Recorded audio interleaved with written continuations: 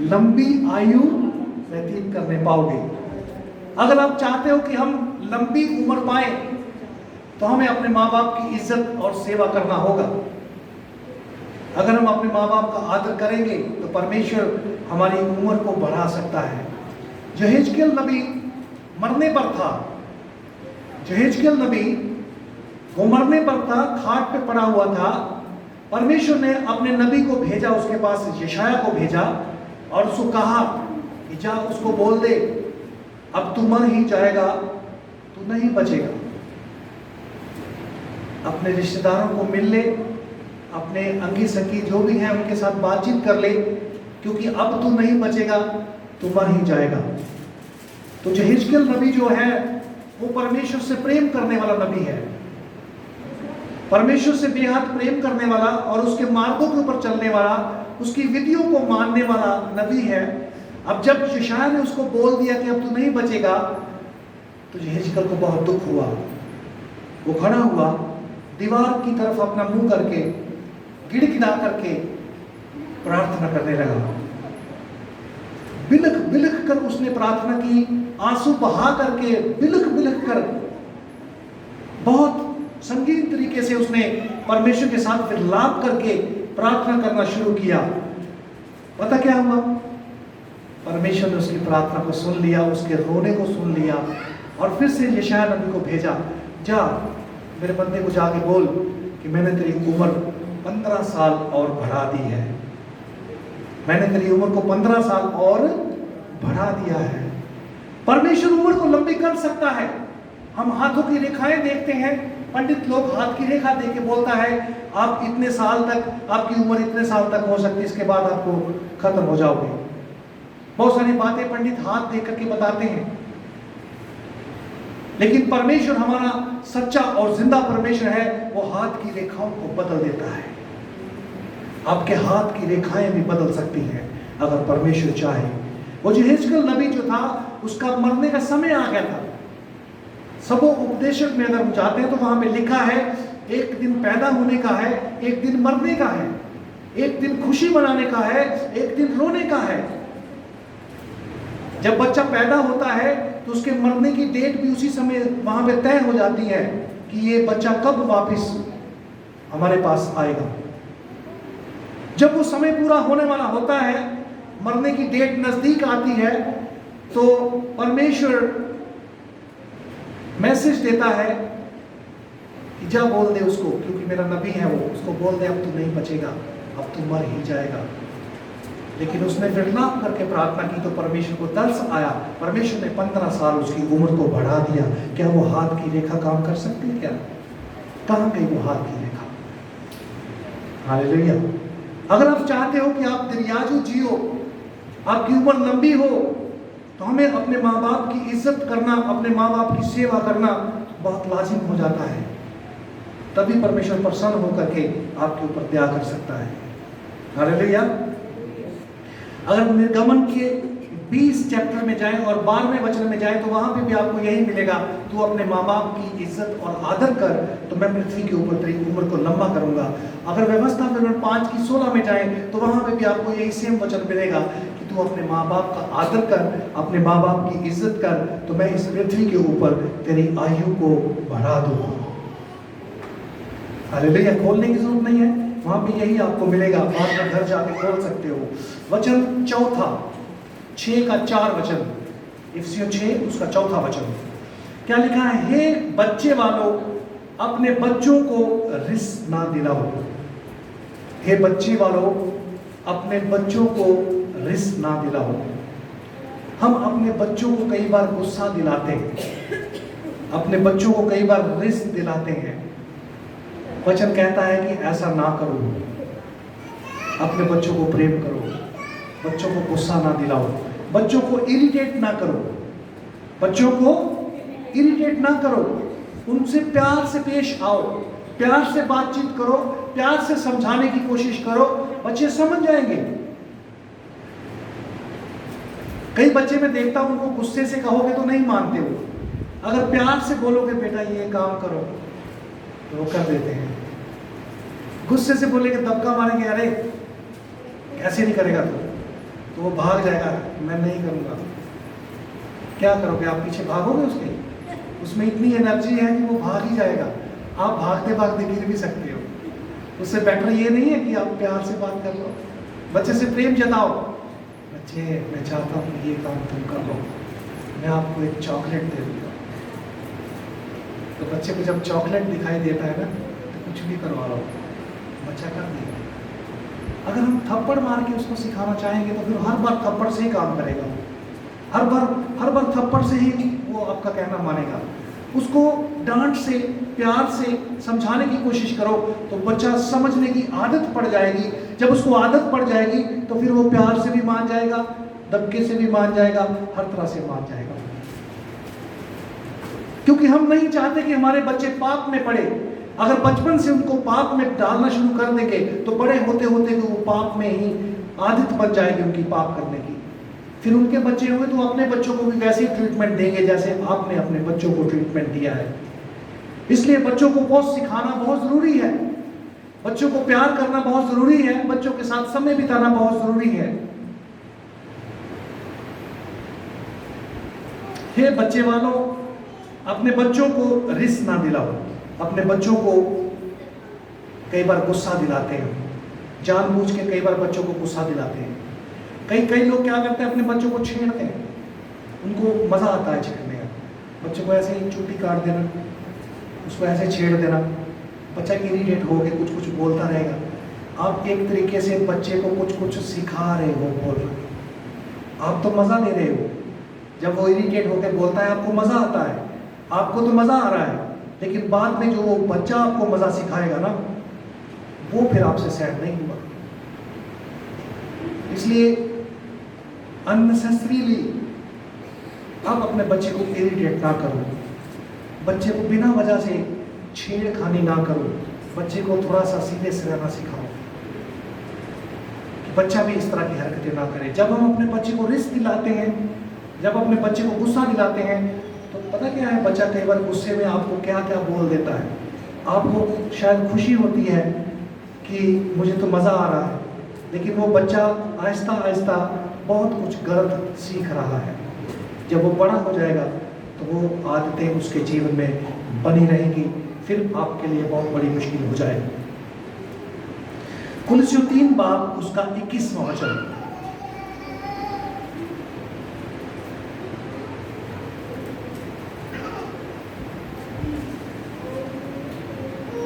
कुलस्यों 3 का 21 वचन। हे बच्चे वालों, अपने बालकों को तंग ना करो। हे बच्चे वालों, अपने बालकों को तंग ना करो। बच्चों को तंग भी करते हैं। कई बार हम बच्चों को तंग करते हैं ना। कुछ बच्चा मांगता है तो उसको 15 बार बोलने के बाद देते हो। बच्चा कहता है पापा मुझे कॉपी चाहिए, जबकि उसकी ज़रूरत है कॉपी, उसने पढ़ना है, मुझे कॉपी चाहिए। तो हम उसको 15 दिन बोलते रहने देते हैं। वो बोलता रहता है पापा मुझे पेन चाहिए, वो मैडम वो रोज़ डांटती है, मैं क्या करूँ, पेन चाहिए, देते नहीं हो आप। हो सकता है आपके पास पैसे नहीं होते, आप उसको तंग करते, कई बार होते भी है तो तंग करते रहते हैं। तो बच्चे वहाँ पे टीचर से मार खा रहे हैं, आप उनको 15 दिन लटका रहे हो, आप उनकी बात नहीं मान रहे, पैसे होते हुए भी उसको लेके नहीं दे रहे, तो उनको तंग कर रहे हो ना। तो ये बात अच्छी नहीं है। एक बार क्या हुआ मैं बताता हूँ, थोड़ा सा इंजॉयमेंट के लिए। क्लास में मेरे पास पेन नहीं था, तो टीचर आने वाला था, नेक्स्ट क्लास शुरू होने वाली थी, एक टीचर चला गया, दूसरा आने वाला था। तो वो टीचर जो आने वाला था वो स्टिक था, जिनके पास अपनी कॉपी और अपना पेन नहीं होता था वो डंडा मारता था, उसके पास डंडा रहता था, वो डंडे मारता था। मुझे डर लग रहा था मैं आज पेन भूल गया अपने घर, तो मास्टर जो आ रहा है ना वो तो डंडा मारेगा पक्का। तो मैंने किसी शरीफ लड़के से पेन मांगा, मैं कहा यार थोड़ा 1 मिनट पेन देगा अपना, तो उसने तो मुझे शराफत में दे दिया, पेन मैंने ले लिया। इतने में टीचर आ गया, प्रेजेंट हो गया। तो जब टीचर ने पढ़ाना शुरू किया तो टीचर की नज़र सब बच्चों के ऊपर होती है। जब पढ़ाना शुरू किया तो वो बच्चा जिसे मैंने पेन लिया था वो मेरे से मांगने लगा कि मेरा पेन दे दो। तो मैंने ज़ोर से बोला अपना लेके आया करो। तो टीचर ने देख लिया कि वो बच्चा पेन मांग रहा है, इसने बोल दिया अपना ले गया, तो उसको डंडे पड़े। मैं बच गया, डंडे उसको लगे। तो फिर हमारे बच्चे इस तरह की हरकतें करेंगे, तो दूसरों के लिए तंगी के कारण आप बच्चे को तंग कर रहे हो, बच्चा दूसरे को तंग कर रहा है, बच्चा उल्टी बातें सीख रहा है ना। तो इस तरह से अपने बच्चे को अच्छी बातें सिखाने के लिए अगर आपके पास समय है, आपके पास पर्याप्त मनी है, तो बच्चे को समय पे चीज़ लेके दो, बच्चे को दूसरी बात बोलने का मौका ना दो कि दोबारा से बच्चे को बोलना पड़े। इससे आप इस वचन को पूरा करते हो, हे बालकों, सब बातों में अपने अपने अपने माता पिता की आज्ञा का पालन करो, क्योंकि प्रभु इससे प्रसन्न होकर नहीं। दूसरा वचन कहा था मैंने, कुलसियों 3:21, कुलसियों 3:21 कहा था।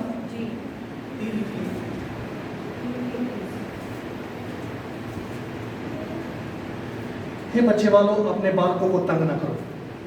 हे बच्चे वालों, अपने बालकों को क्या ना करो, तंग ना करो, ना हो कि उनका साहस टूट जाए, ना हो कि उनका साहस टूट जाए। कहीं ऐसा ना हो कि आपके मना करने से उसका हौसला ही टूट जाए कि मेरी माँ तो कभी देती नहीं मुझे, मेरा बाप तो मांगने से भी मुझे देता ही नहीं है, मैं मांगूंगा ही नहीं। अब बच्चे का साहस टूट जाता है, फिर बच्चा दुखी रहता है, मन में दुख भर के बैठा रहता है कई बार बच्चा। तो हम अपने बच्चों को खुश रखने के लिए वो काम करें जिससे हमारे बच्चे खुश रहें, हमारे बच्चे तंग ना रहें। व्यवस्था विवरण 6 बाब उसकी 4 से 9 आयत।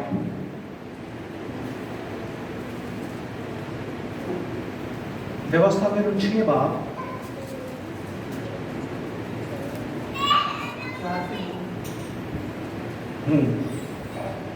4 से 9 तक। हे इस्राएल, यहोवा हमारा परमेश्वर है, यहोवा एक ही है। तुम अपने परमेश्वर यहोवा से अपने सारे मन और सारे जीव और सारी शक्ति के साथ प्रेम करना। और ये आज्ञाएं जो मैं आज तुझको सुनाता हूँ, वे तेरे मन में बनी रहे, और तुम इन्हें अपने बाल बच्चों को समझाकर सिखाया करना। और घर में बैठे मार्ग पर चलते लेटते उठते इनकी चर्चा किया करना, और इन्हें अपने हाथ पर चिन्ह के रूप में बांधना, और ये तेरी आंखों के बीच टीके का काम करेगा। हालेलुया। और ये आज्ञाएं जो मैं आज तुझको सुनाता हूँ, वे तेरे मन में बनी रहें, और तू उन्हें अपने बाल बच्चों को समझा कर सिखाया करना। इन आज्ञाओं को अपने बाल बच्चों को समझा कर सिखाया करना, और घर में बैठे मार्ग में चलते लेटते उठते उनका चर्चा किया करना, और इन्हें अपने हाथ पर लिख के चिन्ह के रूप में बांधना, और ये तेरी आंखों के बीच टीके का काम दे। तेरी आंखों के बीच क्या काम दे? टीके का काम दे। जो लेडीज अपने माथे के ऊपर बिंदी लगाती, उसका भी कोई कारण होता है जो बिंदी लगाती है। उस बिंदी से वो कुछ अपने हृदय में ऐसी बातें याद रखने के लिए लगाती हैं कि वो वफादार है। तो वचन यहाँ पे ये सिखाता है कि ये बातें जो मैं आज तुझे सिखा रहा हूँ, ये तेरे माथे की बिंदी के समान तुझे याद रहनी चाहिए। हालेलुया, बोलो हालेलुया। तो परमेश्वर अपनी आज्ञाओं को हमें इस तरीके से सिखाना चाहता है कि हम उन आज्ञाओं को अपने हृदय की पट्टियों के ऊपर लिख लें कि हमें भूल न जाए। हम उन आज्ञाओं को भूल करके कहीं उल्टे सीधे काम में फिर से ना पड़ जाए। हमें इन बातों को सोच समझ के अपने दिमाग में रखना है। हालेलुया। फिर से इसको पढ़ा जाएगा 4 से 9 तक। हे इज़राइल, सुन, यहोवा हमारा परमेश्वर है, यहोवा एक ही है। तू अपने परमेश्वर यहोवा से अपने सारे मन और सारे जीव और सारी शक्ति के साथ प्रेम रखना। हम यहोवा परमेश्वर से कैसा प्रेम करें? अपने सारे मन से, अपने सारे जीव से, जान से, अपनी सारी जान से, अपनी सारी शक्ति से।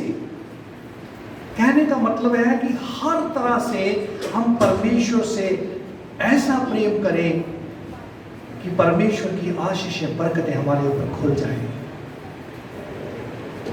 हमें परमेश्वर कहता है कि तन, मन और धन से परमेश्वर की सेवा करो। तन से भी, मन से भी और धन से भी। इसका मतलब ये हो जाता कि हर तरीके से परमेश्वर यहोवा की आज्ञाओं का पालन करो, परमेश्वर यहोवा का सम्मान और इज्जत करो। अगर ऐसा हम करते हैं तो ये आपके लिए पहली आज्ञा है जो हमें व्यवस्था से मुक्त करती है। कहता है तू अगर अपने परमेश्वर यहोवा को अपने सारे मन, अपनी सारी जान, अपनी सारी शक्ति से प्रेम रखता है तो ये पहली आज्ञा तो पूरी करता है। और दूसरी ये कि तू अपने पड़ोसी से अपने समान प्रेम रख, अपने पड़ोसी से अपने समान प्रेम रख। अगर ये दो बातें तुम करते हो तो तुम्हारे ऊपर कोई कानून लागू नहीं है कि आपको स्वर्ग में जाने से कोई रोक सके। आपके ऊपर कोई व्यवस्था लागू नहीं है कि आपको रोका जाए कि आप स्वर्ग में नहीं जा सकते।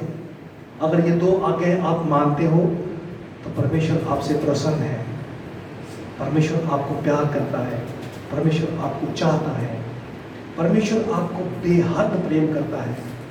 आप सोच भी नहीं सकते परमेश्वर आपको कितना प्रेम करता है। आप नहीं सोच सकते। क्यों नहीं सोच सकते? क्योंकि परमेश्वर का प्रेम आपकी समझ से बाहर है। वचन कहता है उसका प्रेम आपकी समझ से बाहर है, आप समझ नहीं सकते। अगर समझ सकते होते तो जब प्रभु यीशु मसीह अपनी जान को कुर्बान करने के लिए कलवरी क्रूस के ऊपर जा रहा था तो पतरस पीछे से भाग के ना आता, उसके साथ साथ चलता। पतरस उसके साथ रहने वाला चेला, उसके इनर सर्कल में रहने वाला चेला। बाकी चेले जो थे वो दूर दूर रहते थे, लेकिन पतरस, यूहन्ना और याकूब ये उसके इनर सर्कल में रहने वाला चेले थे। और ये चेले भी जब वो कलवरी क्रूस के ऊपर जा रहा था, ये चेले भी दूर भाग गए थे। क्यों भाग गए थे? परमेश्वर का प्रेम उनके अंदर है नहीं। परमेश्वर हमें कितना प्रेम करता है हमारी समझ से बाहर है।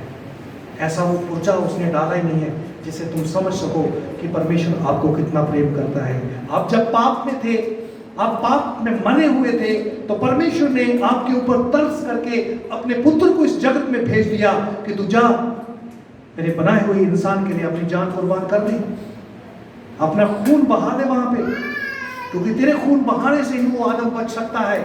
अगर तू खून नहीं बहाएगा तो मेरे बनाए हुए लोग बच नहीं सकते। इतना प्रेम करता है परमेश्वर। किसी ने सलीब की फोटो बना करके एक इमेजिनेशन करके ऐसा कुछ लिखा हुआ था सलीब के ऊपर कि पर किसी ने पूछा, परमेश्वर पुत्र से पूछा यीशु मसीह से कि तू मुझे कितना प्यार करता है। तो प्रभु यीशु मसीह ने अपने हाथ फैला करके अपनी जान दे दी कि मैं तुझे इतना प्यार करता हूँ। ये इमेजिनेशन है, बाइबल की बात नहीं है, लेकिन किसी अच्छे राइटर ने इमेजिनेशन करके आपको एक शिक्षा देने के लिए ऐसा वर्स लिखा, उसके ऊपर लिख करके और फोटो के ऊपर प्रैक्टिकली सिखा के पूछा कि तू मुझे कितना प्रेम करता है। यीशु मसीह ने अपने हाथ फैला करके अपनी जान दे दी, कह रहा मैं इतना प्रेम तुझे करता हूँ। कोई किसी के लिए अपनी जान दे सकता है? नहीं दे सकता। लेकिन प्रभु यीशु मसीह का जान देना एक अलग था। वो केवल जान देना नहीं था, वो पूरी दुनिया के पाप को क्षमा करने का कारण था। जान तो और भी बहुत सारे लोगों ने दी है। कितने लोग शहीद हुए, सरदारों में बहुत सारे लोग वो शहीद गिनते हैं, ये इन्होंने अपनी कौम के लिए शहीदी पाई है, लेकिन उनकी शहीदी किसी कौम को बचाने के लिए नहीं थी, किसी के पाप क्षमा करने के लिए शहीदी नहीं थी। वो 2-4 लोगों को बचाने के लिए, मौत से बचाने के लिए शहीदी हो सकती है, लेकिन उनके पाप क्षमा करने की शहीदी नहीं हो सकती। प्रभु यीशु मसीह ने जो शहीदी पाई है वो पूरी दुनिया के पाप को मिटाने के लिए वो उसने शहीदी पाई है। हालेलुया। इतना प्रेम वो हमसे करता है। जब वो इतना प्रेम हमसे करता है तो फिर उसकी आज्ञा को हम अपने बच्चों को क्यों ना सिखाएं कि अपने माँ बाप का आदर करो, तो मैं तुम्हारी इस पृथ्वी के ऊपर उम्र को बढ़ाऊंगा। परमेश्वर आपके बच्चों की उम्र को बढ़ाना चाहता है, इसलिए हमें अपने बच्चों को वो बातें वचन की सिखाना बहुत ज़रूरी है जो हमारे बच्चों को पता नहीं है। हमारे बच्चे आलतू फालतू बातें सीखते हैं, लेकिन वो बातें जो हमें वचन से सिखानी चाहिए हम अपने बच्चों के साथ समय व्यतीत नहीं करते। तभी हमारे बच्चे अपने माँ बाप के ऑर्डर से बाहर निकल जाते हैं। अपने माँ बाप की आज्ञा से बाहर क्यों होते हैं बच्चे? क्योंकि हमने उनको शिक्षा नहीं दी, वचन की गहराई नहीं बताई। तो बाद में फिर पछताना, उसका क्या फायदा है? जब बच्चा हाथ से निकल गया तो फिर पछताने का फायदा कोई नहीं होता। एक वचन और खोलेंगे, उत्पत्ति 18 बाब उसकी 19वीं आयत। उत्पत्ति 18 उसका 19वां वचन। क्योंकि मैं जानता हूँ कि वह अपने पुत्रों और परिवार को जो उसके पीछे रह जाएंगे आज्ञा देगा कि वे यहोवा के मार्ग में अटल बने रहें और धर्म और न्याय करते रहें, ताकि जो कुछ यहोवा ने अब्राहम के विषय में कहा है उसे पूरा करें। हालेलुया। नीति वचन 13:24 पढ़िए।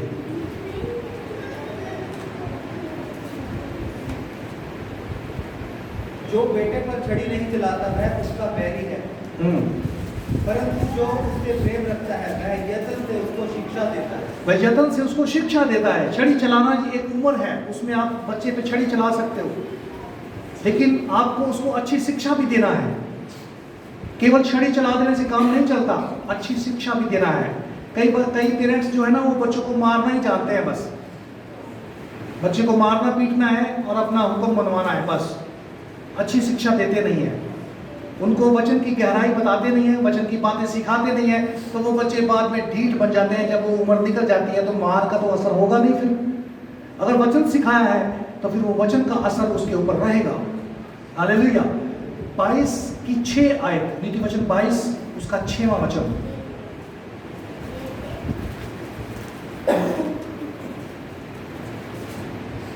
लड़के को उसी मार्ग पर शिक्षा दे जिसमें उसको चलना चाहिए, और वह बुढ़ापे में भी उससे न हटेगा। हालेलुया।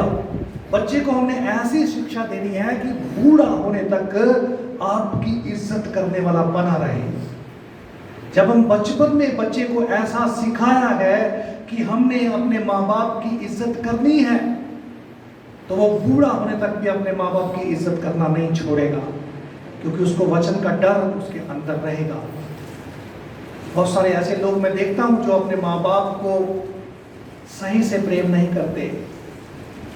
इंडिया में भी, बाहर की बात मैंने आपको बताई थी, बाहर जो है बच्चे अपने माँ बाप को अनाथ आश्रम में छोड़ देते हैं। इंडिया में भी ऐसा होना शुरू हो गया है। बहुत सारे बच्चे जब शादी हो जाती है तो वो अपनी पत्नी के साथ, जब वो रिलेशन बन जाता है, उसका पत्नी के साथ रहना शुरू करता है, तो वो दीन दुनिया भूल जाता है। वो बोलते हैं ना, नोट तोड़वाया तो गया, लड़का ब्याया तो गया, ऐसा बोलते हैं ना। वो उन लोगों के जीवन में लागू होता है जो वचन की शिक्षा नहीं देते, अपने बच्चों को प्रेम नहीं सिखाते, अपने बच्चों को परमेश्वर का डर नहीं सिखाते। उनके जीवन में ऐसा होता है। बच्चे क्या करते हैं, शादी के बाद 1-2 बच्चे हो जाते हैं, वो अपने बच्चों में ऐसे बिजी होते हैं, ऐसे मसरूफ रहते हैं कि उनके पास समय नहीं है अपने माँ बाप को देखने का। तो फिर क्या बोलते हैं, कोई बात नहीं, वहाँ पे 10,000 महीना लेते हैं तो मैं पे करता रहूँगा, तो माँ बाप को वहाँ पे भर्ती करवा देते हैं, 1 महीने में 1 बार मिल लिया करेंगे। लेकिन आप लोगों को ये नहीं पता कि परमेश्वर आपसे खुश नहीं है, परमेश्वर आपको प्यार नहीं करता। आप अपनी पूरी उम्र जिंदा नहीं रह पाओगे, जल्दी मारे जाओगे, क्योंकि आपके जीवन में वचन पूरा नहीं हो रहा। वचन कहता है तुम अपने माँ बाप का आदर कर तो मैं इस पृथ्वी के ऊपर तेरी उम्र को लंबा करूंगा। जब हम नहीं करते तो परमेश्वर तो सच्चा जिंदा परमेश्वर है, वो भेदभाव करने वाला परमेश्वर नहीं है, आपको जल्दी उठा लेगा। जो दारू पीने वाले लोग होते हैं ना, वचन कहता है जो दारू पीने वाले लोग हैं वो अपनी आधी उम्र ही जी पाते हैं, आधी उम्र में ही दुनिया से चले जाते हैं। राम नाम सत्य हो जाता है आधी उम्र के बाद ही, क्योंकि परमेश्वर के वचन में लिखा है। शराब पीने वाले जो हैं वो अपनी आधी उम्र ही भोग पाते हैं, उसके बाद खत्म। जितनी वो लिख के आए थे, परमेश्वर ने जितनी लिख के भेजा था, 80 साल 90 साल के लिख के भेजा था, लेकिन वो 40-50 की उम्र में जा करके वहाँ पे खत्म हो जाता है काम। हालेलुया। नीति वचन 14 का एक लास्ट वचन पढ़ के तो मैं इसको फिनिश करूँगा। 14 बाब उसका एक वचन। हर बुद्धिमान स्त्री अपने घर को बनाती है, पर मूढ़ स्त्री उसको अपने ही हाथों से ढा लेती है।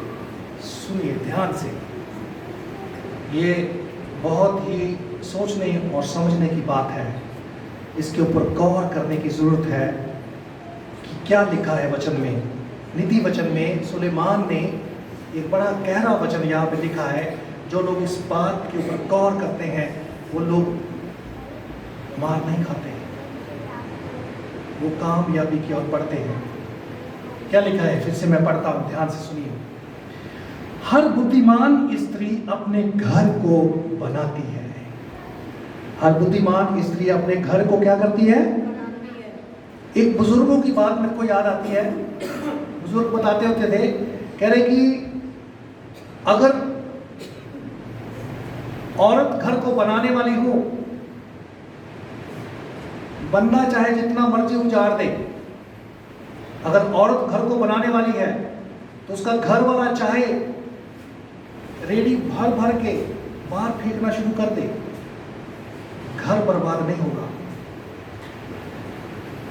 अगर औरत घर को तोड़ने वाली हो, घर को उजाड़ने वाली हो, ज्यादा खर्चीली हो, खर्चा ज्यादा करने वाली हो, घर को बनाने वाली ना हो, अगर औरत ऐसी हो तो बंदा कुछ भी कर ले, घर नहीं बन सकता, घर बर्बाद हो जाएगा। परमेश्वर ने औरत के हिस्से में इतनी बड़ी आशीष दे रखी है कि औरत के हाथ में है घर को बनाना। घर को बनाना जो है वो बंदे के हाथ में नहीं रखा है, औरत के हाथ में रखा है। बंदा तो बाहर से कमाई करके 9 to 5 जॉब करके दिहाड़ी लगा करके शाम को पैसे लेके घर आ जाएगा, अपनी पत्नी को बोल देगा, ले जैसे तेरा चलता है गुजारा चला, वो तो दे देगा। घर उसको बनाना है, कहाँ क्या खर्चा करना है, कैसे करना है कि बचत हो सके, उसका काम है। घर वाला तो ब्रॉड माइंड होता है, वो खुले दिल का होता है। जहाँ पे 5 खर्चने हैं वहाँ पे 50 खर्च देता है। लेकिन औरत जो है वो घर को बनाने वाली होती है। वो कंजूसी करके, पैसे को बचा करके, आपकी तंगी के समय में आपको निकाल करके पैसे दे देती है। तुम्हारे पास नहीं, खत्म हो गया, मतलब बोलता खत्म हो गया, पे मिलने में तो 10 दिन है अभी, आज तो पता ही नहीं चला पैसे कैसे इस महीने में खत्म हो गया है। औरत हाथ से हाथ खत्म हो गई, आपने तो इतने ही दिए थे मुझे, लेकिन औरत ने बचा बचा के रखे हुए थे। बोले अच्छा औरत कहीं से निकाल करके आपको 100, 50, 150, 200 रुपया आपको निकाल करके देती है, लो आप करो क्या काम करना है। यह है घर बनाने वाली औरत। अगर औरत घर बनाने वाली होगी तो घर जो है वो उजड़ नहीं सकता, बर्बाद नहीं हो सकता। अगर औरत घर को तोड़ने वाली होगी तो घर कभी बन नहीं सकता। हालेलुया। आगे क्या बोला? पर मूर्ख स्त्री उसको अपने ही हाथों से ढा देती है। मूर्ख का मतलब मूर्ख। जो औरत घर को उजाड़ने वाली होती है उसको नीति वचन सुलेमान राजा मूर्ख बोलता है। जो मूर्ख औरत होती है वो घर को क्या कर देती है? ढा देती है, घर बर्बाद हो जाता है। इसलिए हमें अपने बच्चों को ऐसी शिक्षा देनी है कि जब हम घर बनाएं, हमारा घर बने तो उस घर को तोड़ने वाले नहीं, घर को बनाने वाले बने। प्रभु इन वचनों के द्वारा आप सबको बहुत सारी आशीष दे। आमीन। आइए गीत के साथ हम अपनी भेंट परमेश्वर के हजूर में लेके जाएंगे। जो भेंट आप परमेश्वर के लिए उत्तम भेंट लेके आते हैं वो परमेश्वर के चरणों में हम डालते हैं ताकि उसके द्वारा आशीष बरकतें खुल सकें।